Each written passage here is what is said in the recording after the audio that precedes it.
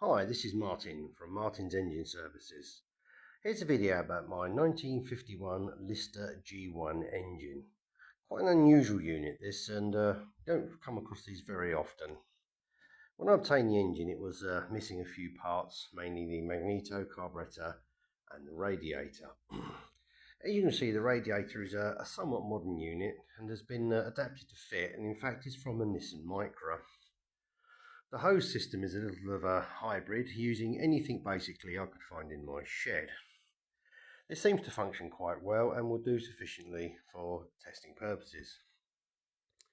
The ignition system has been made up using an old magneto from a Petta A1 engine, which has been hybrided onto the engine using a homemade coupling and is now currently running a battery and coil ignition system. The carburetor is slightly incorrect for the unit and requires a rather complicated throttle linkage manufacturing, which at the moment I'm in the process of making.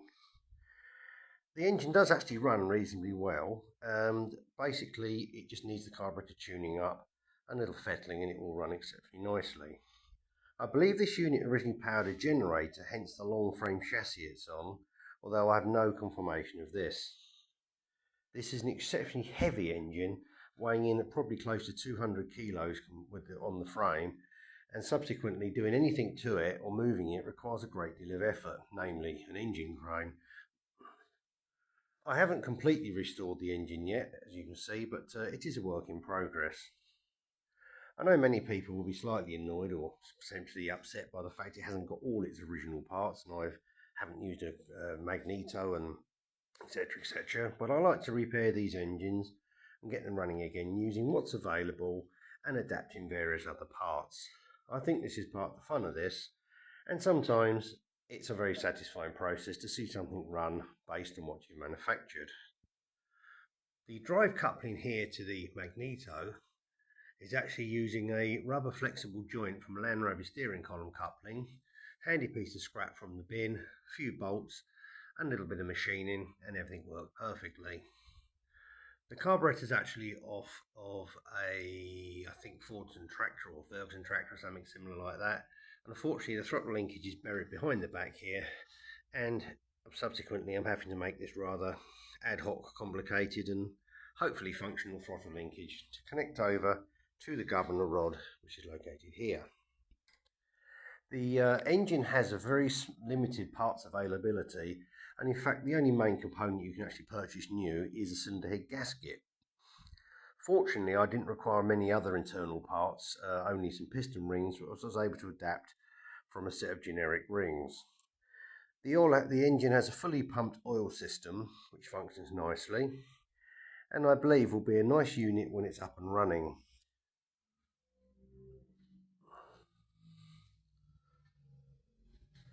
Very occasionally these engines come up for sale. There is in fact one for sale at the moment on Facebook, missing quite a lot of parts, but it has actually had some frost damage, and it appears that the block is actually cracked in this area here. This engine fortunately has not suffered any such damage and has survived exceptionally well.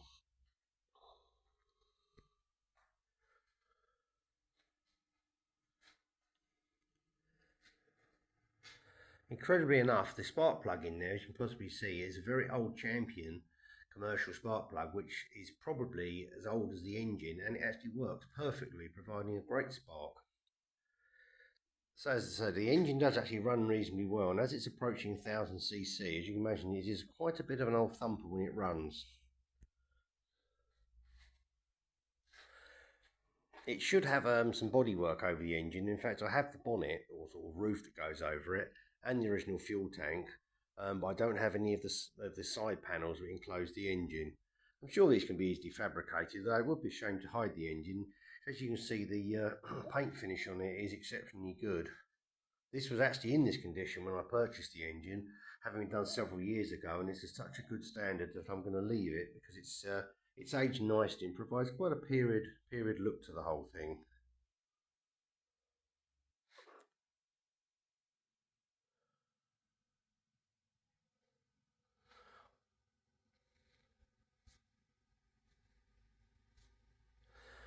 And moving on now to my Lister D. This is a reverse rotation engine, which is from 1942 and was originally fitted, I believe, to some sort of military machine, possibly a mixer or generator or similar.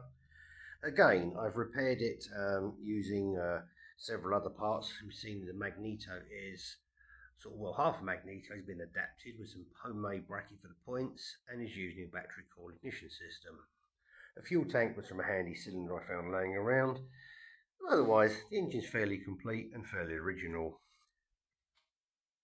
I always think the part of the fun of restoring these engines or repairing these engines is adapting and reusing parts from other engines and make do amend and generally make them work best you can or make them work nicely using what's available. I prefer to see these units running again in their near to original format, but on occasion cost prohibiting or parts availability means that you just have to basically get them going as you want. I don't mind this, and I'd rather see an old engine saved from the scrap pile by some sort of cunning engineering or maybe a bit of ad hoc engineering or whatever you like to call it. But I always think it's a fun thing to do, a very pleasurable job involved is when you first get them running after they've been laying dormant for all those years, and you find it a somewhat satisfying business. I know it's probably real men in the shed stuff to most people, but hey ho, keeps me amused. Thanks for watching.